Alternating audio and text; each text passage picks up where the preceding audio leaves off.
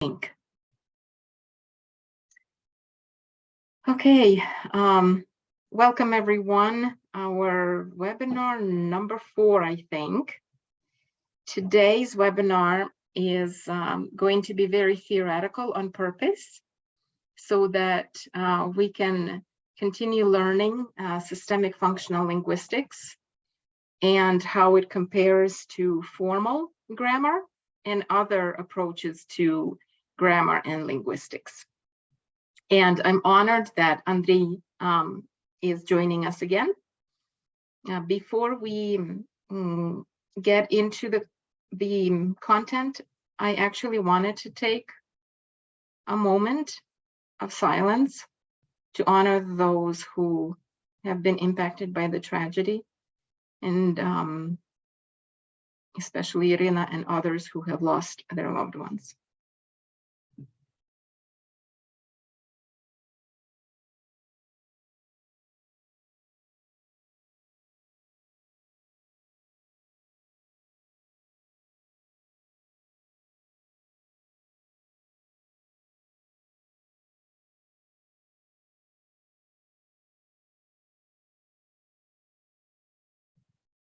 Thank you.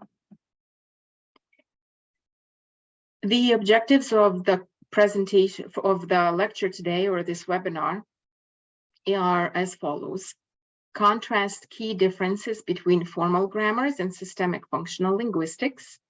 Explain what we mean by systemic and what we mean by functional in systemic functional. Explain how systemic functional relates to other functional grammar and what makes it radically functional.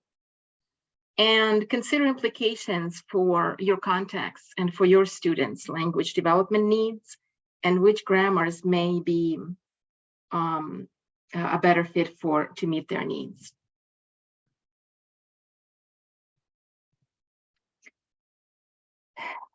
So, Andrii, I am handing this over to you, and I'm absolutely thrilled to have him talk to us about the differences between these different approaches to grammars. Thank you, Ruslana. As Ruslana has rightly said, what we are going to talk about is thoroughly theoretical and may be seen by some as completely unnecessary and superfluous, radically irrelevant to what they are doing every day. But bear with us just a bit, and this will pay off in the end. Maybe, or maybe not. We'll see. Now, we have decided to arrange our today's discussion along several axes. One axis is the dichotomies present within the notion we call grammar. So what do we talk about when we talk about grammar? One line of research or understanding is descriptive versus prescriptive grammars. What we mean by descriptive is, I think, clear to anyone who works with the substance of language. But let us recapitulate that a descriptive grammar is a systemic description of a language as found in a sample of speech or writing. Corpus linguistics plays a prominent role here nowadays. And on this slide, you see some of the better known examples of such authoritative descriptive grammars. The one on the left is by Huddleston and Pulham, the Cambridge Grammar of the English Language. The one in the middle is La Grande Grammaire du Français, which is roughly the same size, but arguably more technical. And the one on the right is, unsurprisingly, a Ukrainian comprehensive grammar. What is surprising, perhaps, is that it is written in English by English-speaking people. It may well be that a truly descriptive and comprehensive grammar is yet to be written in our mother tongue. So please, let's move on. And now we have our enemy, our chief adversary, the prescriptive grammar, which attempts to lay down rules and correctness, which binds us to certain norms and wants us to do as it would have us to do. But what it would have us to do has several flaws. One flaw is it has nothing to suggest us in terms of describing the world as such. All it deals is, or mostly, are issues of prestige and power. Many of you might be familiar with this little book on the left by Maria Voloschak, a Lviv-based editor and perhaps practical grammarian. If you use this book in your editorial work, please take it with a pinch of salt. The book on the right is also to be taken with perhaps 2 pinches of salt, although it's widely known, The Elements of Style by William Strunk. The book is traditionally panned by descriptive linguists almost every year. Please, let's move on.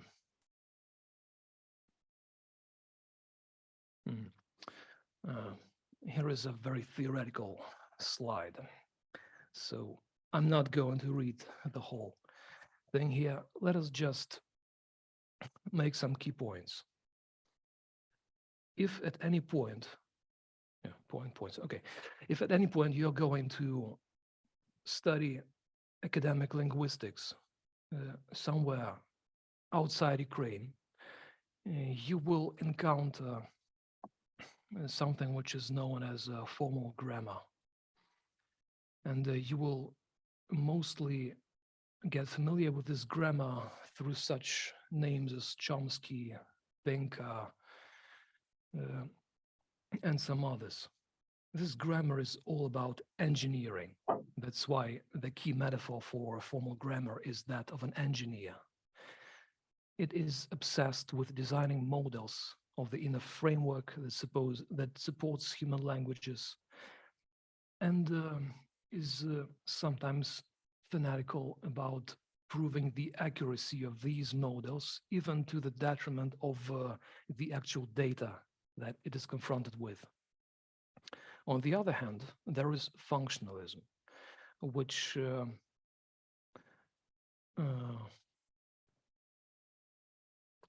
is not, how to say it, well, let's say functionalism is not the dominant linguistic paradigm in the world. And most academic grants, if we take it by percentage, are received by those who call themselves formal linguists. Nonetheless, functionalism has a lot to offer to teachers, to those who work with language on a daily basis as practitioners. So the leading metaphor of functionalism is that of a collector, someone who scrutinizes real samples of human languages in order to understand how they work. So the key question we ask is how this thing works and what functions does it have. Andrii, your video is glitchy, and yeah, I can see it.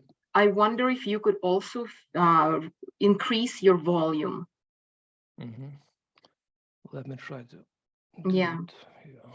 While he's working on that, I wanted to draw your attention to the bullet point on the right side under functionalism that talks about the characteristic of this approach is where we functionalists look to context outside of language itself for the explanations about how language works and why it is the way it is, that the languages are because of the way they are is because of human communication and cognition, and because of this external context, cultural environment in which language is used. So while different functionalists may or even in this presentation, different things come to the surface. For me, the one that's most prominent and most powerful is that functionalists really look at outside of language, at the context and the environment and the factors that influence language, language development, language choices, language use. And I love the engineer versus collector metaphor, because we look at language the way it is versus the way it should be. Halliday said it's not the ideal, but the real. And I think my slide next is actually my slide. And what when Andrii was developing this presentation with me, I kept telling him, let's move up the semantic wave and then down, from abstract down to concrete. So we're a good combination in this regard. He goes up the semantic wave to be very abstract, and then I bring it down a little bit, just to make sure that we are deeply understanding the content. So here is my one slide to explain formal versus systemic functional, and I call this a down-to-earth summary. And I took this from Dervyanka and Jones, which was one of the readings that you received in the email. If you want to go back to it, I find their explanations extremely practical. If you're looking for the practical side of things, to add to Andrii's very robust theoretical. So formal grammar is grammar for the sake of grammar. The purpose is grammatical accuracy without regard to context. For example, learning parts of speech because it's on the syllabus. And that is another element to it. It's decontextualized in a different way, decontextualized. Apologies, I'm also checking the chat. Then systemic functional is interested in looking at language development beyond well-formed sentences. And the purpose is expansion of students' range of communicative contexts, spoken and written genres in a variety of contexts. So I call this how many spaces people can occupy versus how correct their utterances are. So that's my down-to-earth summary. Andrii, were you able to fix the sound? I raised the volume on the mic, but the video. It sounds better. I think it sounds better. Yeah, the video doesn't work, or it works not the way it should. So I switched it off for a while. Well, your video actually had this like 3D effect. It was quite charming, I thought. Very interesting, like almost a special movie effect. No, it looked rather psychedelic, yeah. So this one is yours. So yes. And when I explain systemic functional linguistics, I try to highlight the big ideas of the theory. And this big idea on the slide comes from Annabel Lukin, who is a professor of SFL at Macquarie University in Sydney, Australia. And she says, humans don't produce linguistic structures as an end in itself. We do it because it connects us to other people, because it gets things done for us, or because it allows us to explore our big and small universes. So that's just one of the ways, one of the biggest ideas of systemic functional linguistics that I wanted to bring to the room. And this should also remind you of the very first webinar we had back in September, where I introduced systemic functional linguistics to you through the work of and the quote of Ruqayyah Hassan, who said language is for the living of life and not for the production of structures. And so I just want to look back to that first webinar we had, it seems like a decade ago. So these two big ideas are important to keep in mind when you're listening to super technical, theoretically robust presentation by Andrii. other purposes of SFL are that we want to that's back to that collector versus engineer. We want to understand language in its use, language in use. Why? Partly in order to approach this question of how it is that ordinary everyday language transmits the essential patterns of the culture, systems of knowledge, value systems, and the social structure, and much else besides. These quotes are by Halliday himself. This is because Michael Halliday, we will mention down in a couple of minutes, it was the founder of systemic functional linguistics. So Andrii found these quotes to go back to the original source, to really study the original source and see what did he have in mind when he developed this theory. So that's his words for his purpose: understand language in use versus language as an inventory of structures on a textbook page, but how people use language and why. And I particularly appreciate this purpose for systemic functional linguistics, and it's called an applicable linguistics, not applied, but applicable. It's a comprehensive and theoretically powerful model of language, which would be capable of being applied to the problems, both research problems and practical problems, that are being faced all the time by the many groups of people in our modern society who are in some way or other having to engage with language. So Halliday himself said, if linguistics is not used to solve societal or educational problems, then it's of no use at all. So he always positioned systemic functional linguistics as a tool to solve other problems, and not just to correct people's grammar. All right, Andrii, back to you. Yeah, thank you. Well, it makes little sense to talk about the theory if we don't know where it came from. And these 1, 2, 3, 4, 5, 6 gentlemen are those that helped shape at least earlier versions of the systemic functional linguistics. The one on the left is Michael Halliday's teacher and mentor, John Firth.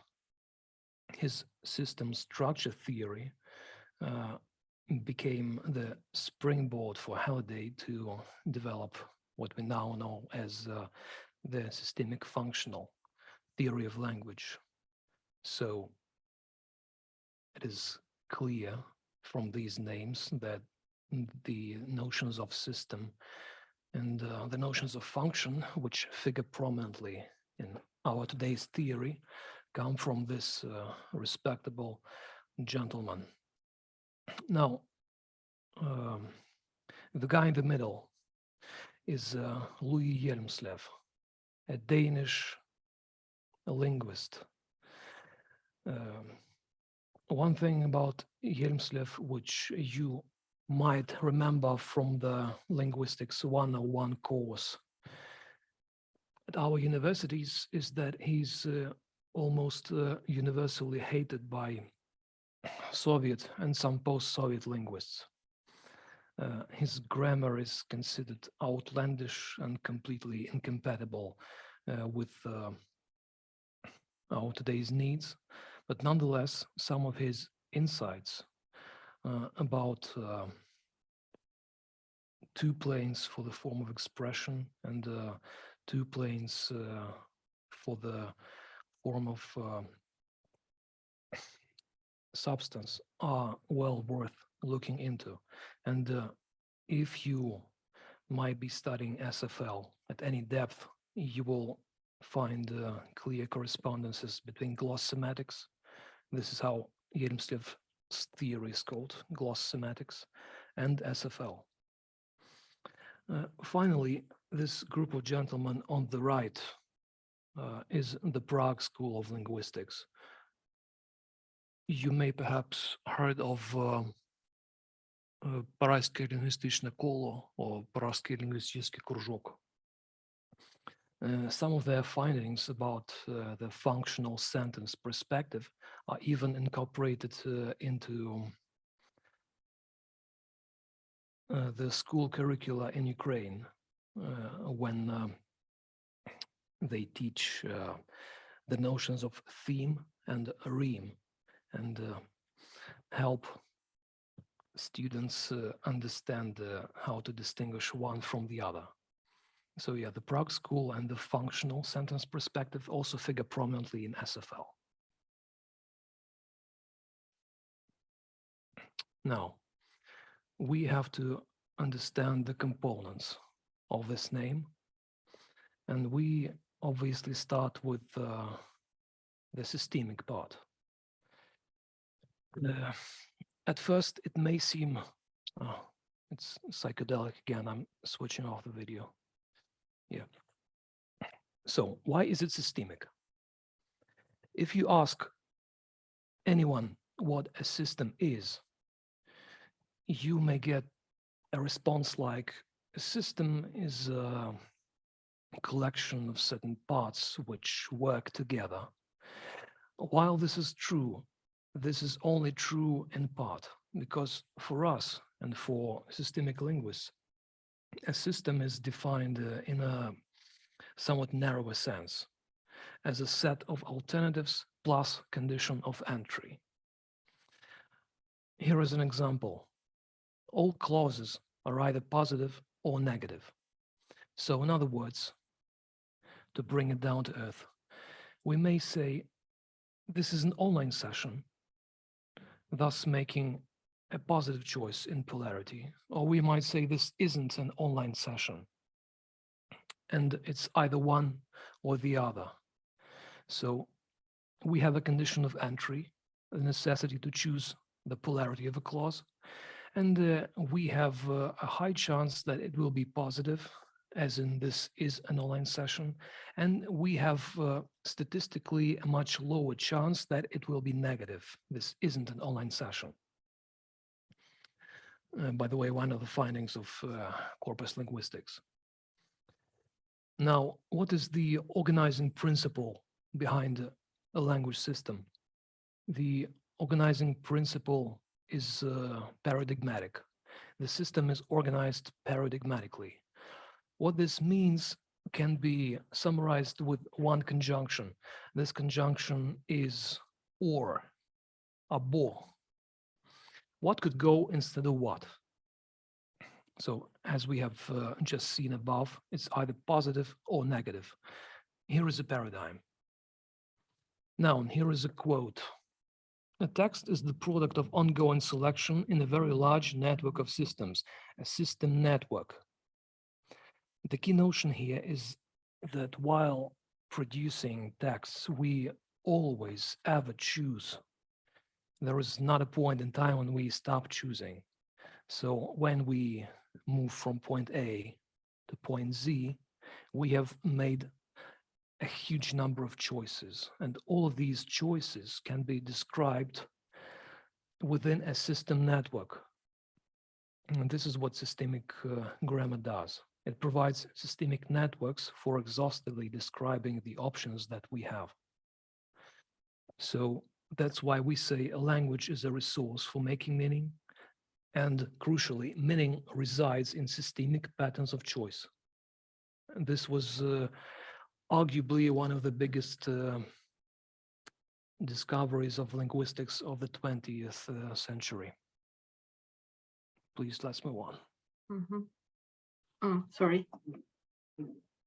I bring an example to illustrate language as a system of choices and language as a resource for making different meanings.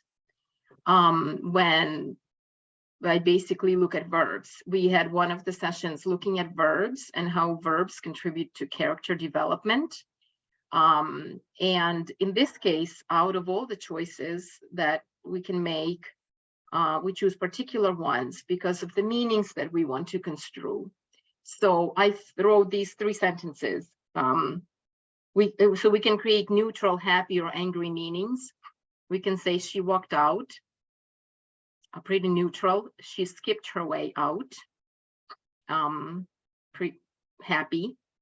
And she slammed the door on her way out, so angry. So just looking at the verbs of walking, skipping, and slamming, the choice of meanings expands, and we make choices based on the meanings we want to make.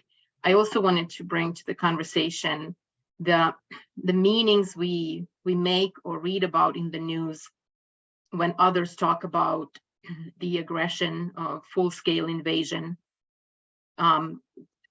There is a lot of problematic language that's used, and so and journalists, when they report unaware, they use words like conflict to talk about Russian invasion, or they use words like war, but we're not really warring, we're responding to the aggression.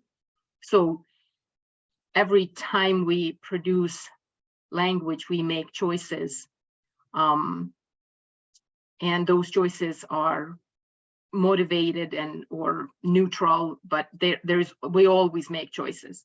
And the work of journalists reporting always comes to mind as a kind of a societal choice that has impact on how the aggression and the invasion is talked about. Just very briefly.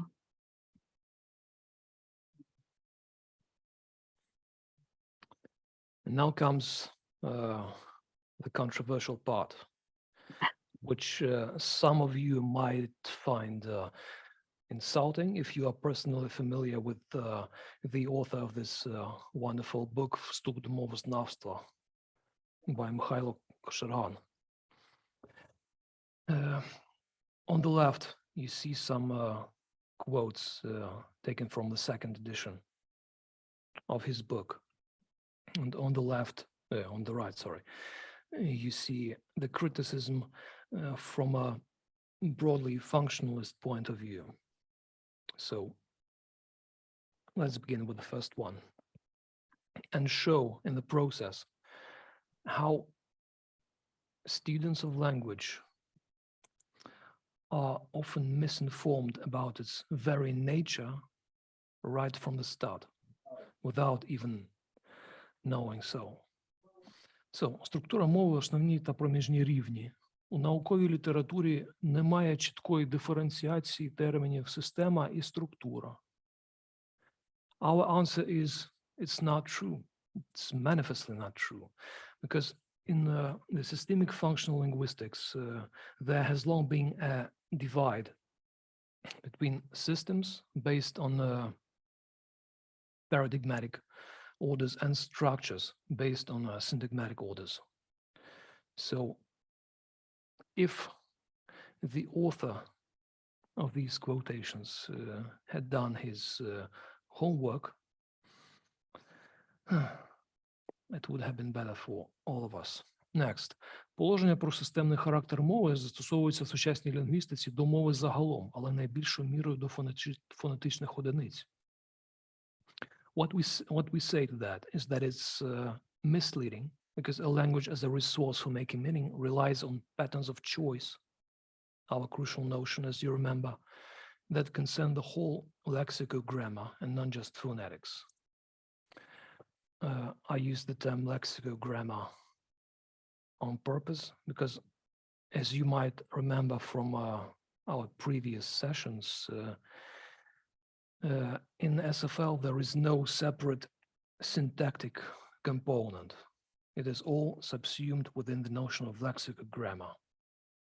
And finally, the final quote from Kosherhan, at least on this slide. Як будь-яка система, мовна система базується на відношеннях. Відношення між мовними одиницями бувають парадигматичні, синтагматичні, ієрархічні. This sounds scientific enough, and most students are prone to ignoring this scientific language and take it for granted.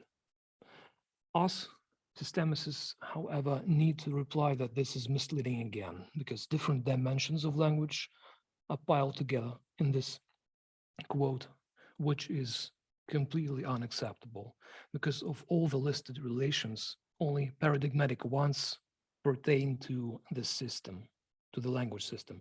The others, syntagmatичні та ієрархічні, as he calls them, pertain to structure and what is known as stratification accordingly.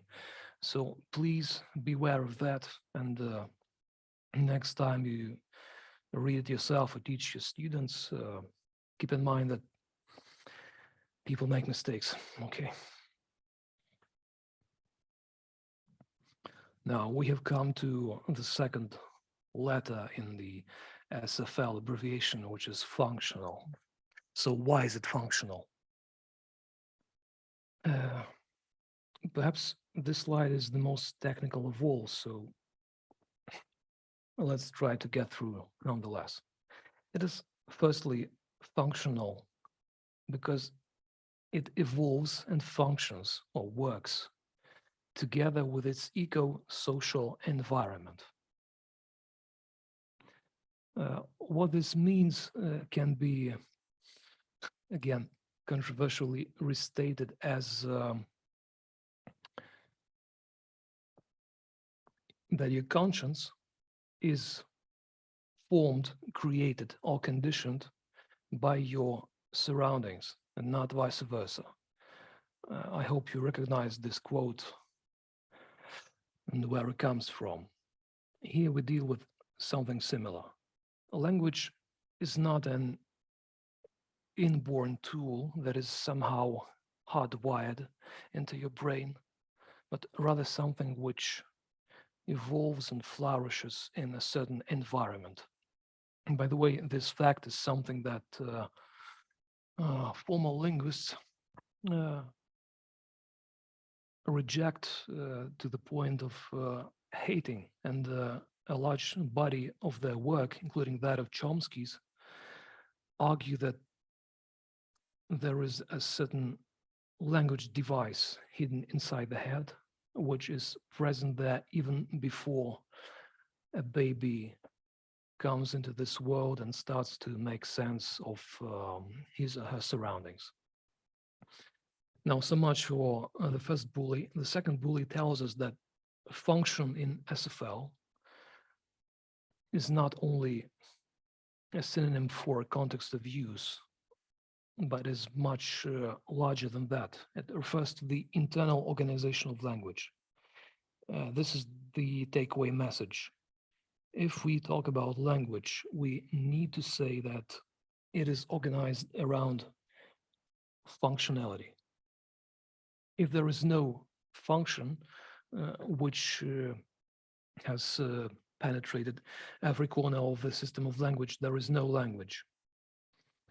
And here in point 1, you see several functions briefly described.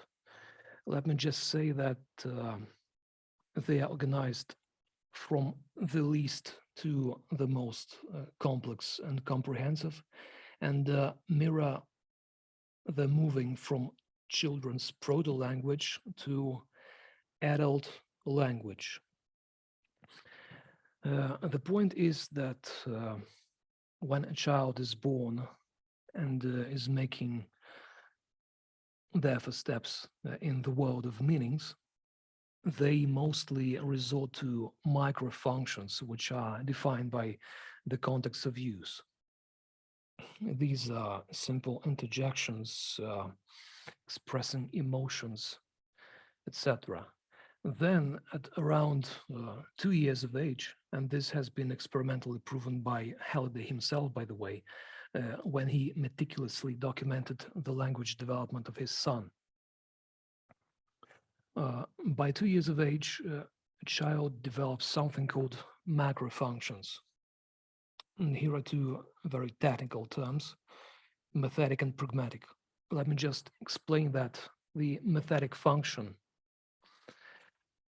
is manifested when a baby or a toddler says something which does not require a response, almost always using a falling tone in intonation. while the pragmatic one is the one that requires responding and is used with the rising tone.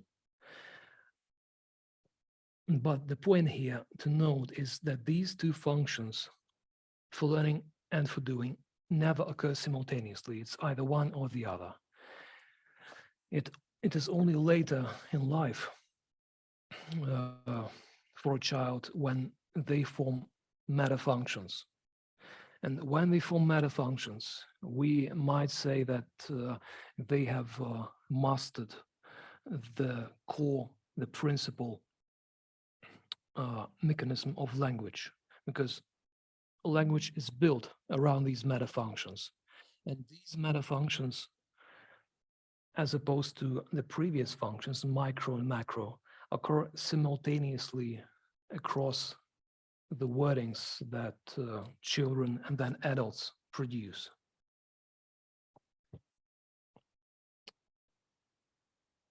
The second point here refers to another shade of meaning of function used in SFL. So as you see, this is the functional theory par excellence. I think no other theory draws that much attention to the notion of function.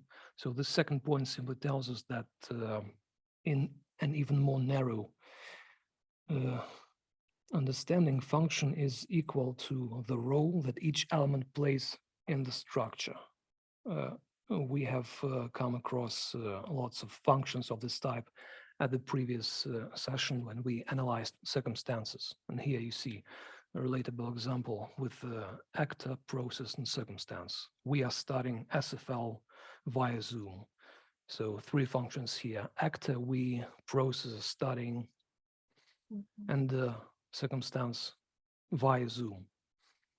The goal is missing, but don't worry about it. Yeah. I think we can move on. Yes. So I get the joy of talking about meta functions, which Andrii introduced. They are the 3 major purposes of language, and these 3 meta functions are ideational, interpersonal, and textual, and they occur simultaneously every time we talk. Our language is serving these 3 functions. Simultaneously, we talk about something, what's happening. We talk about some content, some topic, about what's happening, and the second meta function is interpersonal. So every time we talk about something, we also enact roles and relationships. We express a point of view, and we respond to the audience or people with whom we're communicating. And the language choices follow the realization of the interpersonal meta function. And textual is the third one, which is where we the ideation and the interpersonal together, the output of these 2 functions, there is a creation of a coherent whole. So in other words, there is a flow with language. We create a flow of information, and there is particular structure and coherence to the language in discourse. And that's another big thing about SFL, is that it always looks at language in the context of text, spoken text or written text or multimodal. And the textual function is extremely important because you have to have text beyond a clause to show discourse and the flow of information. Spoken language, Halliday spent quite a bit of time and resources of describing the difference between spoken language and in terms of coherence and flow of information, how it's organized differently in a conversation versus written tightness, almost crystalline like, I think he says. I have a few of my favorite quotes from him on my blog. So this is a conversation I had with Nikki the other day. He's in high school, and so he comes home from school and I say, how was your day, Nikki? And he goes, good. So it's always the answer. There is never bad or great. It's just good. Those are the choices he makes. And then I'm like, tell me more. Well, the semester is over. So he just finished his second semester in high school. Is it second or first? Sorry, I can't keep track of months.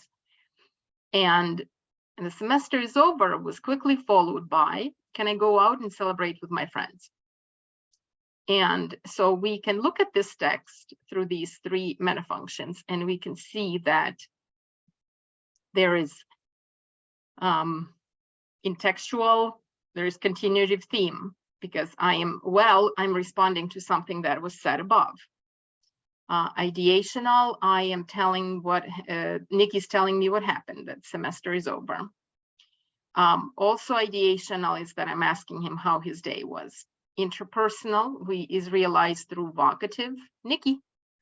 And two more interpersonal functions realized here through, interpersonal is also realized through two more examples in tell me more. Imperative, I didn't ask him a question. Would you like to tell me more? Because he would have said, no, I had a good day and that's it. He's 17. So our conversations are around that age.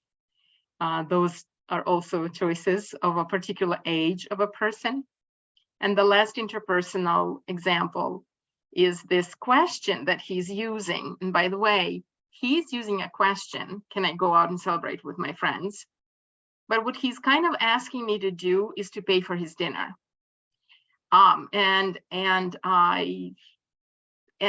So he's not using an imperative.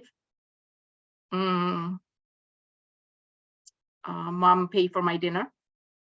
He's making a choice and he's being very clever with it. Can I go out and celebrate with my friends? So it's not just about going out with friends. It's also mom paying for his dinner. He has a job and I'm teaching him financial responsibility. And so we have conversations about money management all the time. So every conversation can be mapped on or analyzed through the meta functions. And I hope this example shed some light onto how it's done. Andrii, back to you. Yeah, thank you. Well, imagine a large pie or a cake or something. Whenever you cut it, any way you cut it, you will come across meta functions. So this visualization only goes to show that meta functions are everywhere across language, in all the strata, in all the layers, in every nook and corner. You find the three strands of meaning. Sometimes the burden is shifted towards particular elements, but on the whole, even within a simplex clause, the meta functions are all there. And we might as well say that if formal linguists consider some sentences ungrammatical, we, on our side of the argument, might say that there is not a single sentence where all the meta functions are not realized. This is what is shown by this pretty visualization. Of course, all credit goes to Halliday and Matthiessen, the two authors in whose book this was found and presented to you.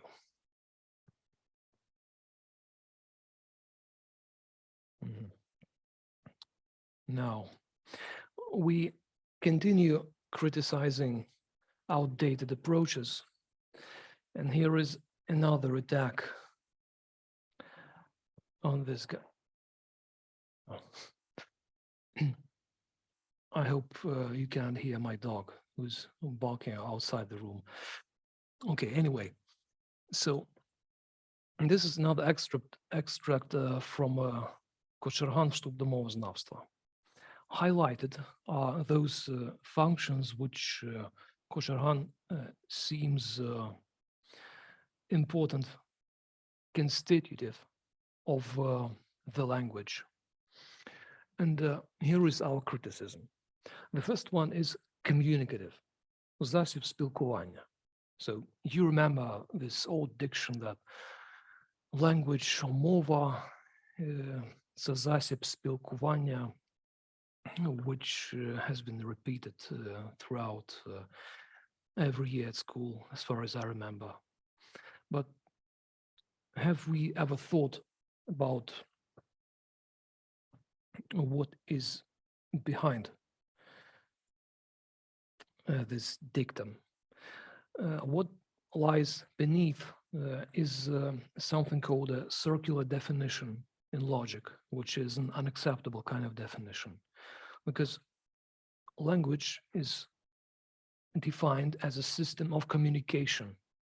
And then we go on to say that a defining function of language is communicative, that is, that of communication.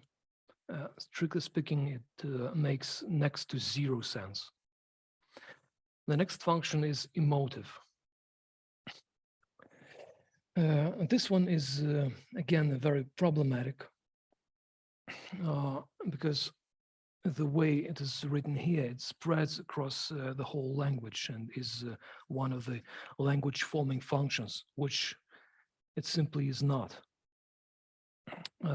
In systemic functional grammar, you will see that several elements in the experiential structure of the clause carry emotive weight, but spreading this emotive weight from the local to the total is misunderstanding the theory and misunderstanding how language works.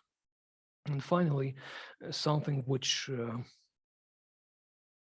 triggered me in particular is метамовна функція, засіб дослідження і опису мови в термінах самої мови.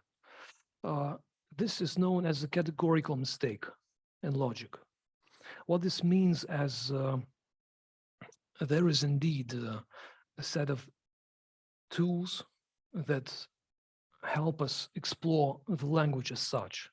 In fact, the book of interviews with Halliday is called Language Turned In on Itself, as far as I remember. But here we are talking about the functions or the tasks or the mission of linguistics, not the language itself. So taking this to the level of general function is again unacceptable. There are other functions in the second passage, but these are ancillary ones, so we might as well skip them.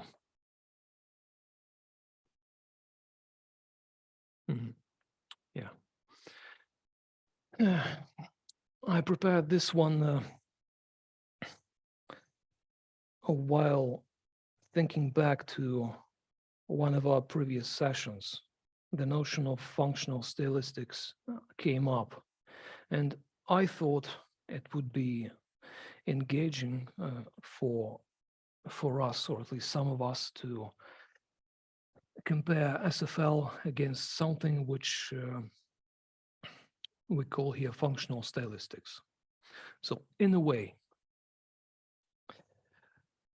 as a takeaway message, you might as well copy this slide, and that will be almost enough. On the left, you have the systemic functional dog that has adopted a trinocular perspective on the subject of study. And on the right, you have a functional stylistic dog, which which is somewhat inferior to the guy on the left. Why he, maybe it's a he, why he's inferior? Let's find out on the next slide. Next slide deals with the sins of functional stylistics. Here is a quote on the left, which can be seen as a generic quote defining a functional style. So please read this one and mind the three words and sentences.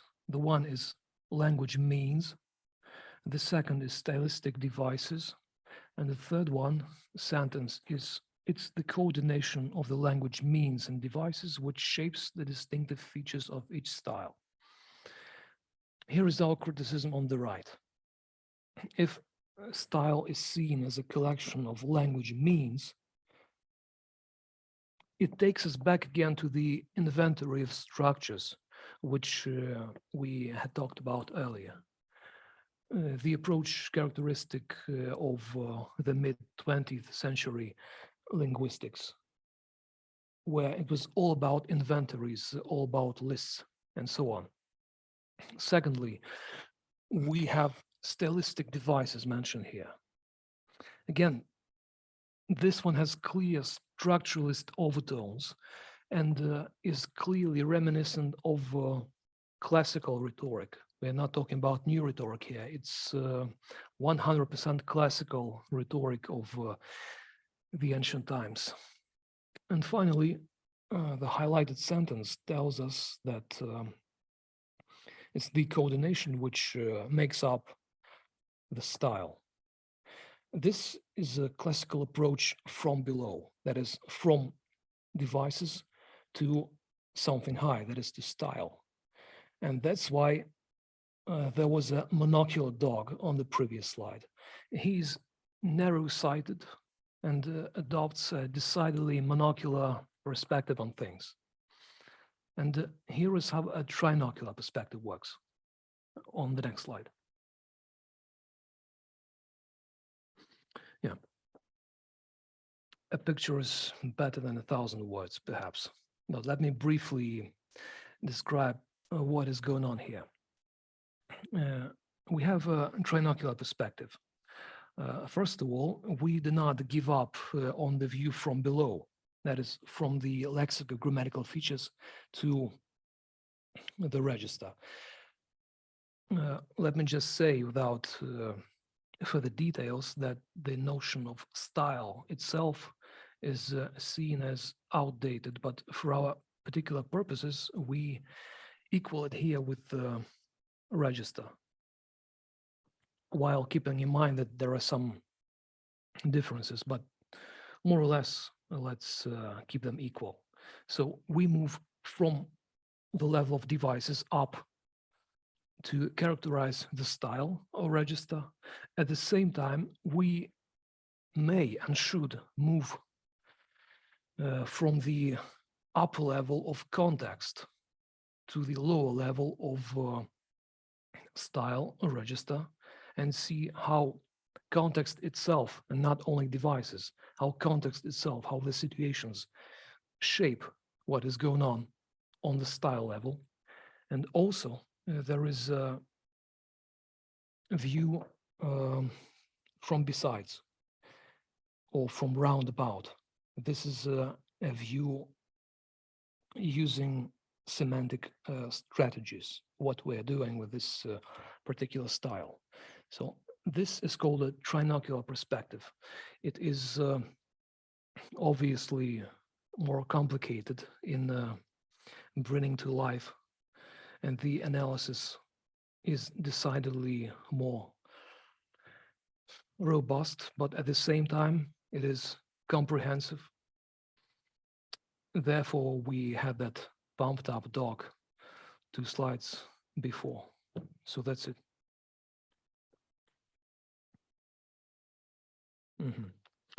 Yeah, my slide as well. Having said all that about how SFL is superior to those outdated approaches, we might come to the following conclusion. SFL is the golden mean, also known as Zolota Serdina, which strikes a balance between structure and function.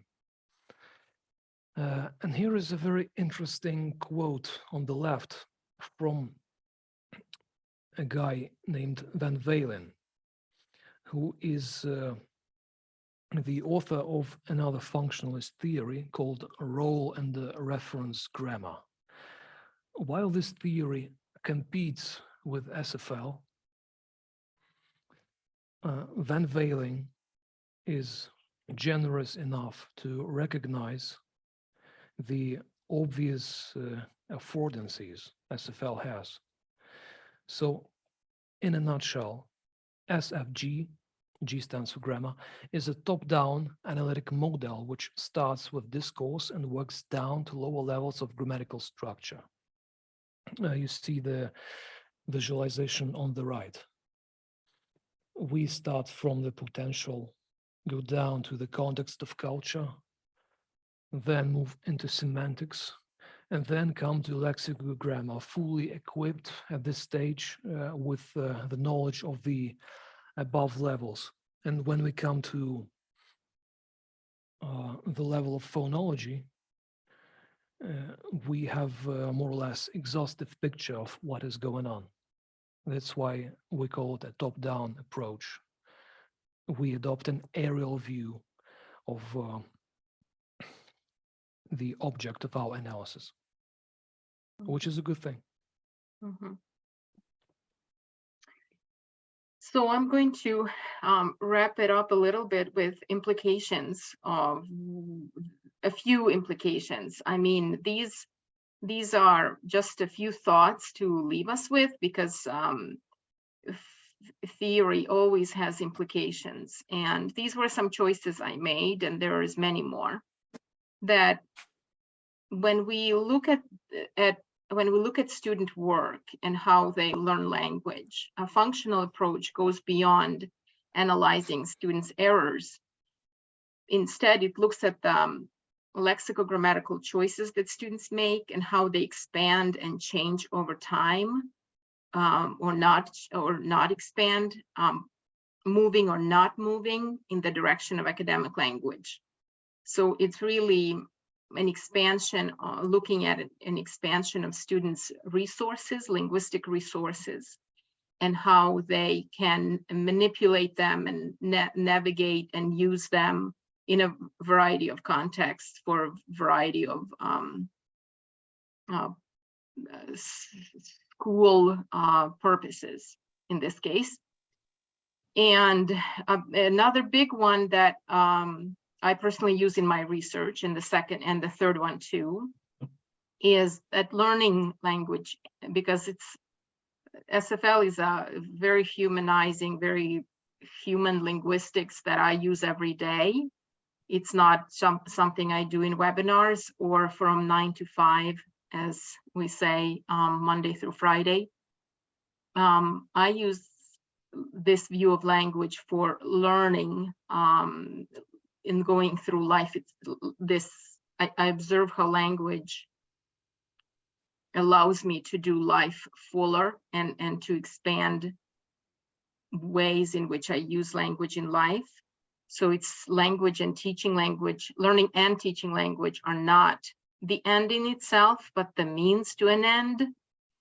To me, things that are important in my life, and they are gardening, sourdough bread, or the science of sourdough bread. And in school, when I teach teachers, I teach them to position language in the service of learning math, science, or business. And a lot of researchers that followed the work of Halliday and Matheson and took it to schools, primarily Joan Rothery and Martin Rose, Derevyanka and Jones, Francis Christie, Sally Humphrey in Australia, and then in the United States, Gebhard de Oliveira, my good colleague and friend, Maria Brisk, and many others. They teach language in school beyond the sentence level, and they teach it in the context of curricular genres. And so pedagogical models have been developed on this theory of language, so that the students in these authors have primarily used it in started it in K-12 and moved into higher ed, and allowing and explicitly teaching language for business genres, language for curricular genres as they come from the curricular demands from the universities. So I wanted to give you a chance to process so much that we have shared with you today. You have a choice. You can choose the purple or you can choose the green. What are your biggest new learnings about SFL in relation to formal grammar? You can drop one new learning in the chat. And if you have a question, what else would you like to know about SFL? You can also drop one question in the chat. And I'll give you a couple of minutes to think about it and respond, so you can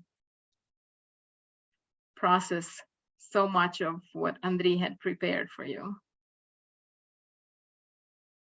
And I really appreciate Andrii's participation in this webinar, and just thankful for what you put together. And I know you've spent so many hours.